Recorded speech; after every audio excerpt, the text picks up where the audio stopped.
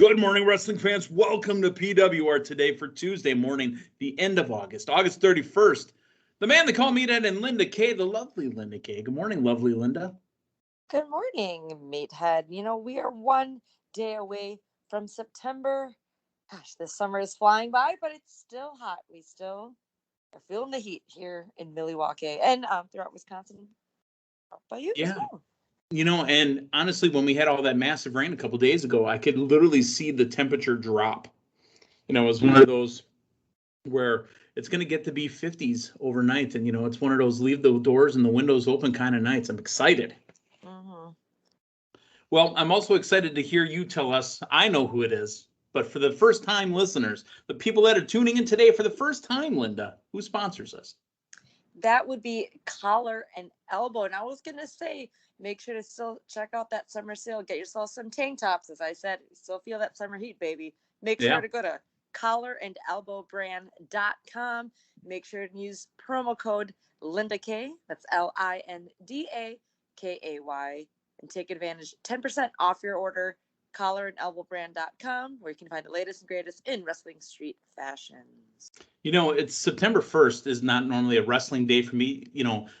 I'm a Brewers fan. You're a Brewers fan. The Brewers, first place in the NL Central, taking on the team with the best record in baseball. September 1st is always call-up day. Who are the Brewers going to bring up today? That's what I got going on today. Oh, well, we also had some big names in a call-up, if you will, as well at the WWE Performance Center, I hear. Yeah. And Linda, I thank you for smelling what I was cooking on that one. The WWE Performance Center has a class of 6 now debuting, and this looks to be this picture. I love the pictures when they do these. This is a second generation type of class.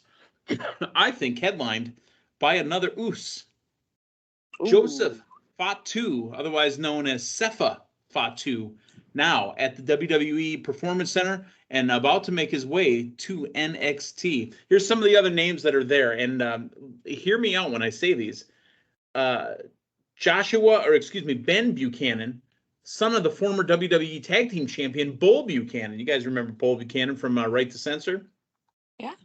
Bobby Stevenson is also in the new class. He is the older brother to Gable Stevenson. Gable Stevenson just won a gold medal in wrestling at the Tokyo Games. You guys saw him on SummerSlam. Also, Joshua Dawkins was trained by Devon Dudley and is the nephew of the NBA legend Daryl Chocolate Thunder Dawkins. So lots of big names popping off in the Performance Center.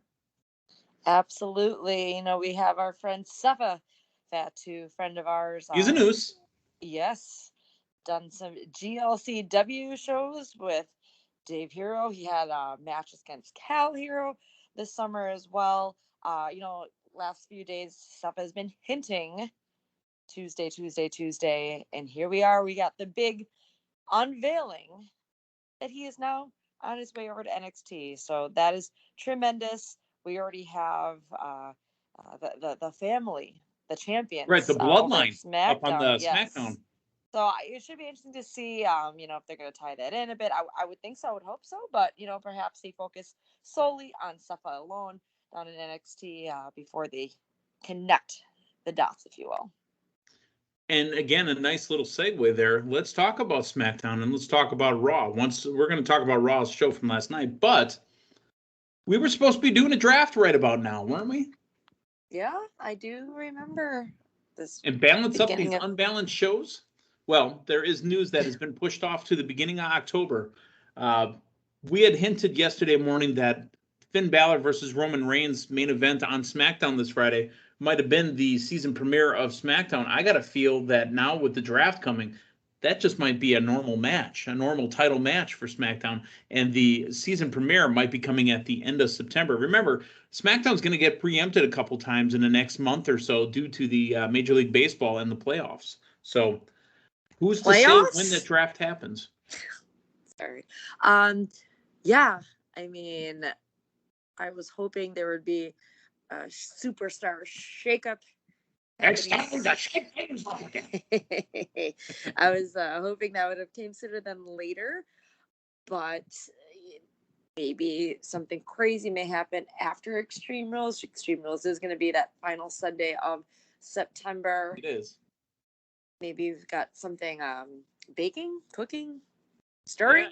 Yeah, it's starting to maybe simmer something, in a crock pot or a slow cooker. I mean, I don't know what we're doing here, where we're going, but that would make sense that the draft may happen on the 27th of September or even the 1st of October. Who's to say? So, but do you remember the 21st night of September? Just kidding. Absolutely. All right, let's talk about Raw from last night. But before we do, we'd be remiss if we didn't mention we talked about it yesterday. Matt Hardy just calling David Hero that Carney POS. Well, Jorah Joel did get his work in on our fanny pack kid Cal Hero last night on AEW Dark. Some of the other matches that happened of worth noting is Brian Cage defeated Anthony Bowens from Top Flight. Fuego del Sol and Sammy Guevara defeated Chaos Project. So Fuego del Sol, after becoming All Elite, got an extra win. Fuego del Sol was on fire, pun intended. He's hot. He's muy caliente. All right, let's talk about Raw. Are you ready? I'm ready to talk about it. I'm ready. Yeah, I'm ready. If I were to put a title to last night's Raw, I would call it Double Vision. And I'll explain. We spent, 30 minutes, 45 minutes at the beginning of the show with the entire main event tier of the Raw roster all in one segment, only to get that segment again later on in the program. They are so thin on the Raw side. They can't do anything but this. And that's why each match usually runs 20 minutes each. Main events back in not to go back to the Attitude Era, but main events in the Attitude Era on pay-per-views, those were only 15 to 20-minute matches tops. Mm-hmm. They have to do 15 to 20-minute matches on Raw because they don't have anything else to put on. Yeah. I mean, I guess I am liking... I mean, this is something similar to the Attitude Era. Is just the setups that Raw has been doing lately. Instead of hopping right into a match or opening Raw with the match, they are getting the setups for the evening. Granted, we may get a repeat of that match or a spin-off, I guess, if you want to say it that way. Sure. Where we get another match out of our previous match. However, I did like the setup. I like having Damien Preist coming out and talking about. I love that part.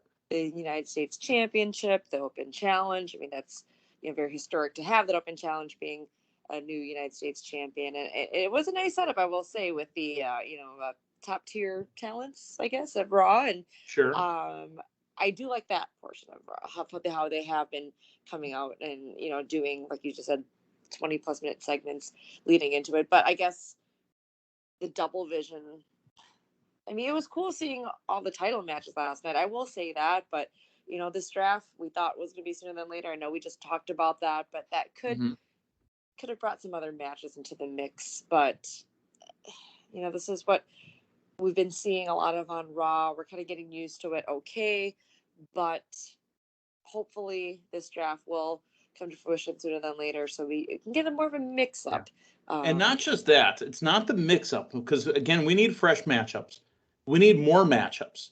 We can't have the same 6 segments, right? It's a 3-hour show, and we can't have, a month and a half of Lashley going after, Drew McIntyre going after Lashley, or Randy Orton, Sheamus again. Right, and Sheamus even Drew taking on McIntyre Humberto. He even said we need something new, right? So when he came down to the ring at the very beginning, but I mean, we got something a little different. Okay, like I said, I will take all those championship matches. That added a lot, and that first match actually was very exciting. A good news, bad news situation. I'm happy to see MVP wrestle once in a while, but what that also points out is they got nobody else.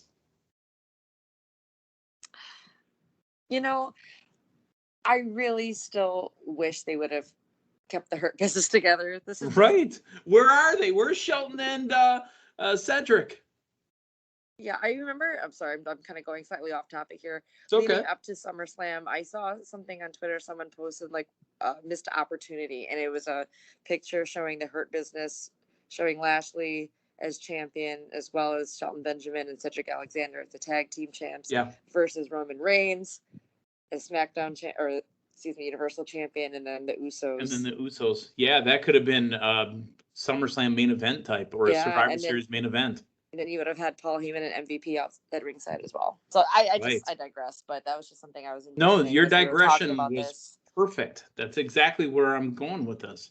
I mean, where was Alexa Bliss? Was she not on the program? Did I miss it? I did not see Alexa. I mean, she's going after the women's champion, right? That's what I thought she was doing. Yes. See, I already forgot about that last week when Charlotte was. And they're even counting hard on the segment from Reggie, even though I enjoy Reggie's segments, but they have to have those.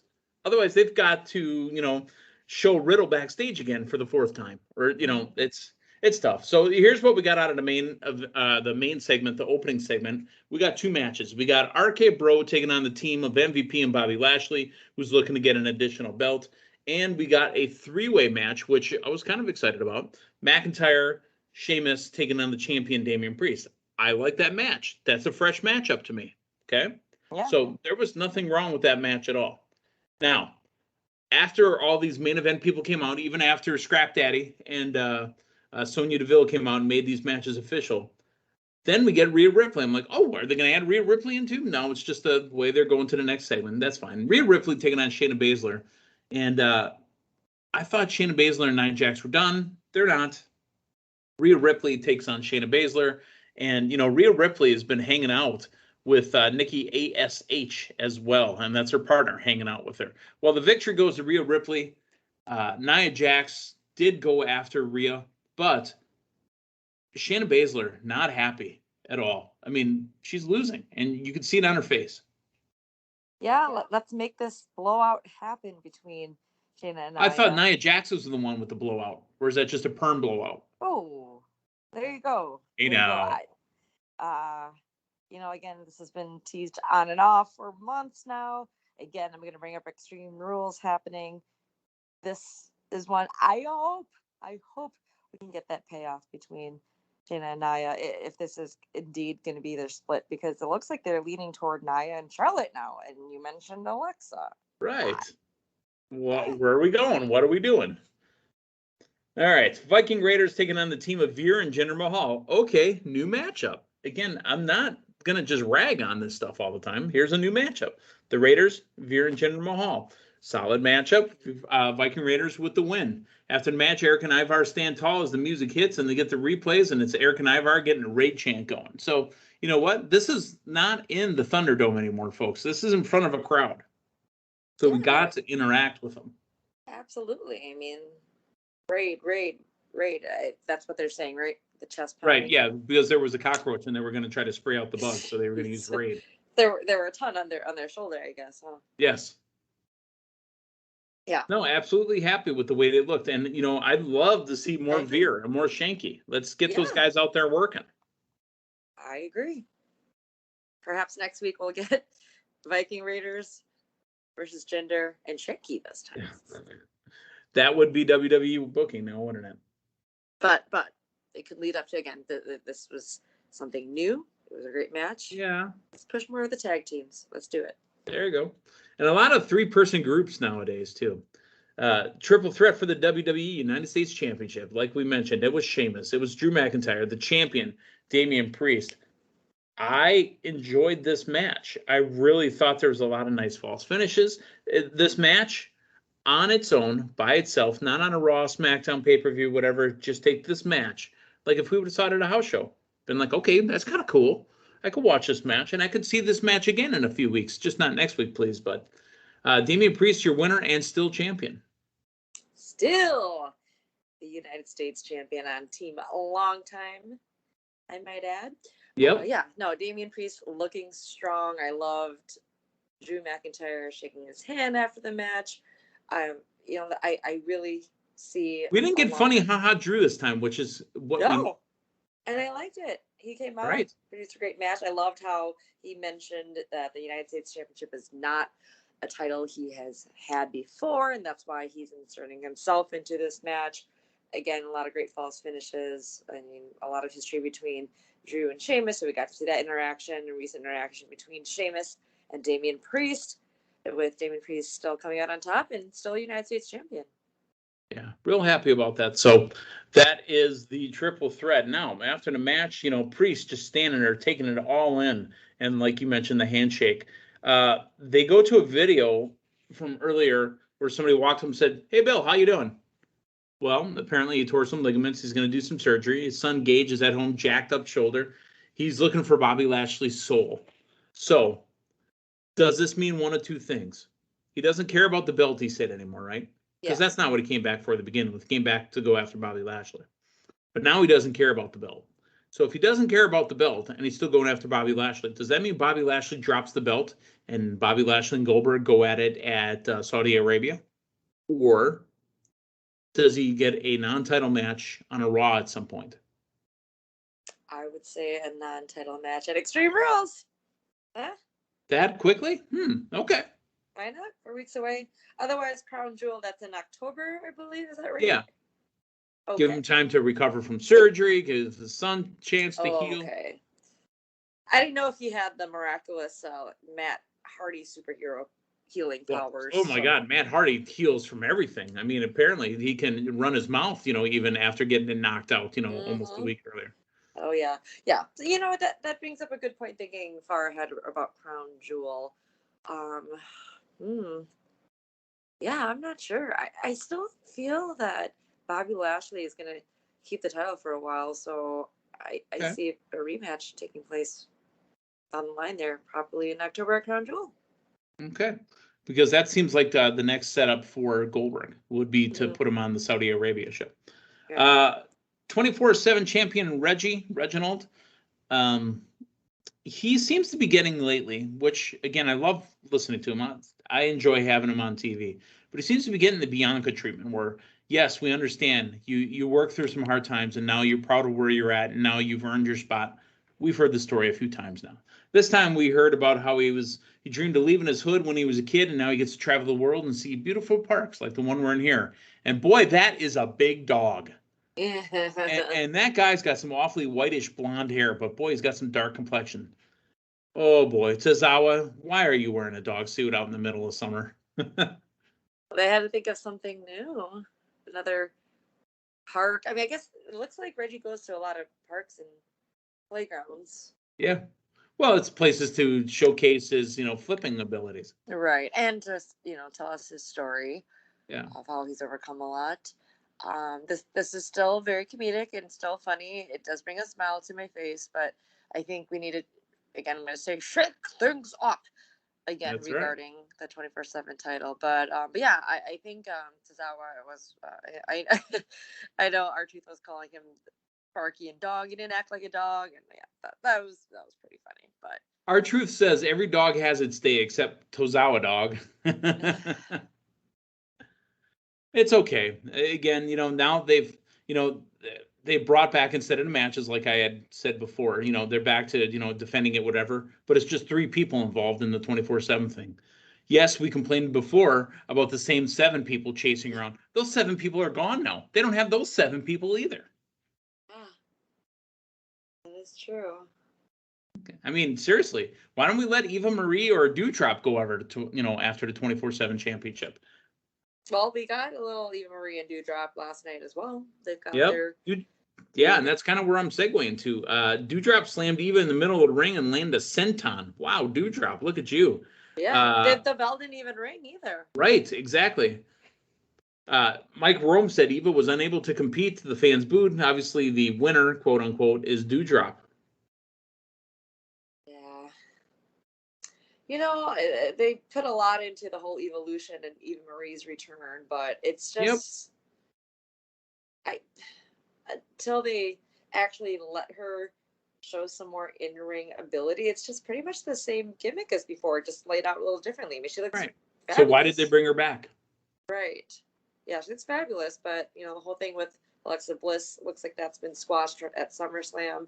So we're going to have a little more, going on with her and Dewdrop, but you can only do this evolution gimmick. I mean, unless she just brings up another star, maybe it's her elevating other stars. Coming Maybe, out either from NXT which would be UK okay. or NXT, maybe the Performance Center.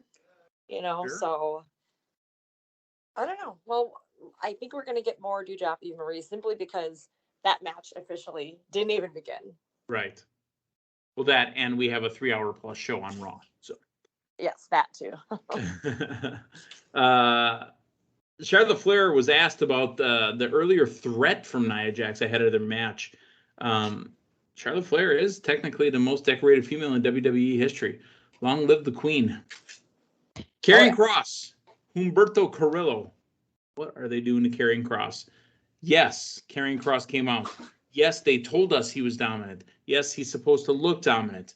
Yes, in the match he was very physical with Humberto. But what in the wide, wide world of sports are they doing with Karrion Kross?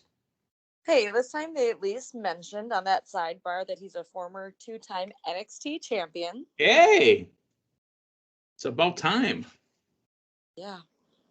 Hey, he got that win against Humberto, and he got the cross jacket in. At least they're still showing how strong he is. They mentioned he is the modern day gladiator, so we're going with that. But I still. If he yells out, "Are you not entertained?" I'm gonna lose it. Are you not entertained? Well, how about Scarlett? We want Scarlett, right? Scarlett. I just want to see her wrestle. I just want him to have Scarlett with him.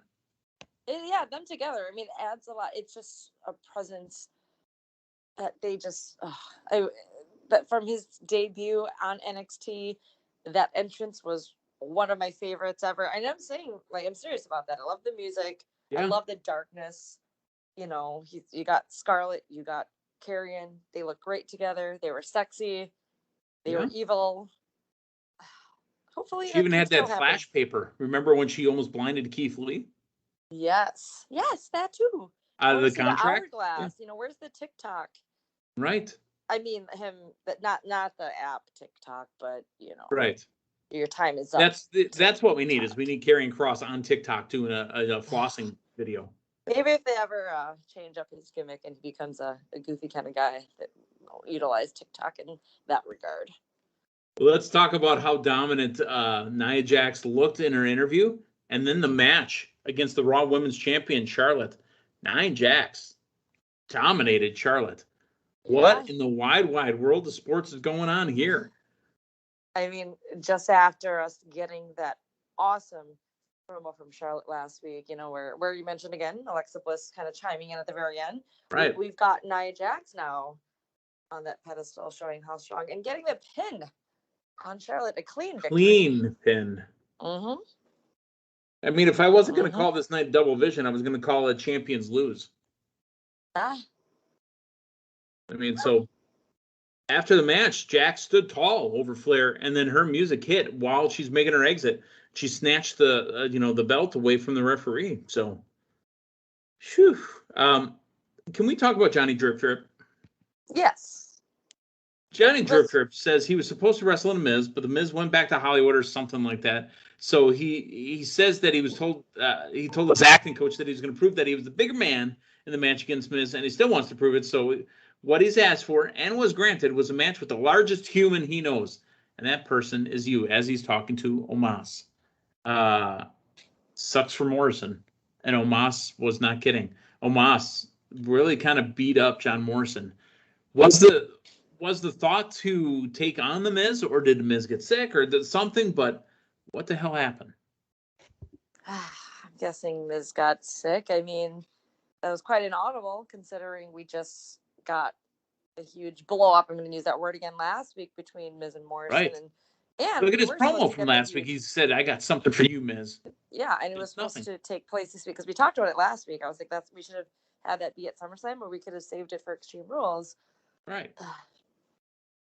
So I'm going to go with Miz being sick because it was briefly mentioned. We didn't really allude much more to it. We didn't get the dripstick. We didn't have. Well, you tried to dripstick him right at the beginning. Okay. Almost wasn't having it. Yeah, well, we didn't really get full dripstick, if you will. You didn't get a full-on dripstick. Yeah. So perhaps Miz will be back next week, hopefully, so we can continue this. But Yeah, but instead, Morrison getting Omos. Whew, that didn't go too well for him, but America's Most Wanted did not win that match, and Omos did a double choke slam pin for the win. So, yeah. AJ joins Omos in the ring, and they stand tall until the new music hits because it's Xavier Woods and AJ Styles. I like this little back and forth, where they have the next match popping off right away, but then the matches are 20 minutes long. Even lower card matches seem to be 15 to 20 minutes. That's too long for these matches. You got to remember, it's 2021. We have a very short attention span. We need that Crash TV booking that Vince Russo was doing back in the late 90s. Yeah. I mean, we talked about it earlier. Just being spread thin, I guess. We got that 3 hours to fill. I guess it's better than showing a bunch of promos over and over, right? I guess. I mean, we could say previously on NXT from 2013. They could have filmed more segments with Reggie and other parks around said city, I guess. I guess. I mean, I like that they're also doing, that's a local pop. So that park was in Oklahoma City. Right, so right. That's fine. That's entertaining. People are like, oh, I know that park. I've been to that park. So I'm okay with that. Xavier Woods and AJ Styles. AJ Styles with the win as AJ gets them to tap out. They stand tall, but here comes the Raw Tag Team Champions. Boy, they were just on top of each other. There was no clear commercial cuts or anything. That is new, but I do like that. I have no. Like I said, I'm okay with that. Yeah, right when you think it's a time for a pizza commercial, a chicken sandwich Craig Robinson commercial, saying nobody beats the Hut. Yeah. Yes, or Nugenics, or what's the Frank Thomas? Nugenics. Is that the boner pills one? I'm not sure. But that's what is that? Doug Flutie talking about his erections. Doug Flutie it's made him a good man. Where are we going with this? Oh, but the new not segments, necessarily features, but it's different flow of Raw. Yeah, which is good. I don't mind those at all. I really don't. Yes. The main event was the Raw Tag Team Titles match. This was a title match, by the way. It was Bobby Lashley and MVP taking on the team of RKBro. And the winner, and looking strong, like I said, champions lose, Riddle and Randy Orton. After the match, Orton still beating on AJ at ringside. Here, Lashley runs in and takes out a celebrating Riddle with a big spear. And then Lashley turns around to a big RKO out of nowhere from Orton. So the heavyweight champion, the WWE champion, looked not so strong. Looks like Damien Preist was the only champion that came out strong. Yeah, because Charlotte lost. Bobby lost. Yeah. I mean, the tag team champions won as well, and then Reggie got away, but Damien Priest did come out very strong last night. Yeah, absolutely. And just, interjecting Randy Orton into the whole Bobby Lashley mix. And that's interesting. I know Bobby Lashley, had that huge victory against Goldberg, and Goldberg's, obviously out healing for a while, but instead of, there's time here. There could be something new, just one-on-one, but instead we just got the champions mix. I'm thinking, I was like, is Night of Champions coming up? But no, it's Extreme Rules. Maybe this could be a different way to kind of get things leading up to that pay-per-view or the draft. It's just a unique mix, I will say. Like I said, I didn't hate it. I mean, we're talking about it, and we enjoy watching the shows, but we just need more from it. They can't be so predictable, right? So that was Raw from last night. Linda, that was a crisp and clean 20. How does that feel to get one of those 20-minute ones in? It feels satisfying. Now, I didn't mention the other 9 minutes that we did the news ahead of it, but it was a crisp and clean 20 on Raw. I was thinking like, that's why I had to pause there. I'm like, right. It was a setup. All right. Linda, thank you. We'll talk tomorrow with Matthew Thomas. For Linda Cam, the man they call Meathead. Hey, thanks for stopping by. So long, everyone.